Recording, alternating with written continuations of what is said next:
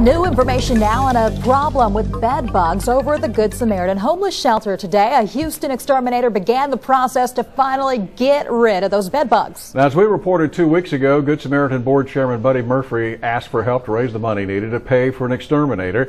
Here's a look at the facts first. 6 News first reported a bed bug problem at the Good Samaritan shelter last May after several residents complained about being attacked by the bed bugs.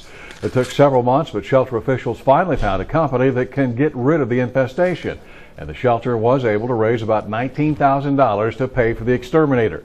Janine Reyes has more on the story. Human blood is their preferred meal. And for years, it's a meal bed bugs have found readily available at the Good Samaritan shelter. It's epidemic, I would say. Yeah. Ongoing battle. Yeah, I would say for about 3 or 4 years now. Robert Mancias runs the desk and lives in the shelter. He says so far, nothing's worked. They're in the woodwork, and we try to deal with it with powder, with spray, and they just still, they just keep reoccurring. But a few weeks ago, EnviroCon came in and treated a few rooms downstairs.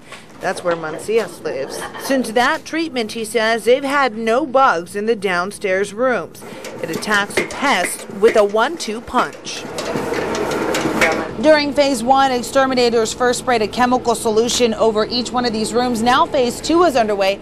That involves running this heater at 135 degrees for 5 hours straight. Lethal to bed bugs, not to me and you. Durham tells us this kind of specialized treatment on this big a facility would usually run around $40,000.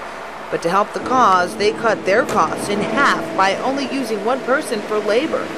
So about 10 days of work will run $20,000, and it should be permanent. Once we kill them, once they're eradicated, they're done.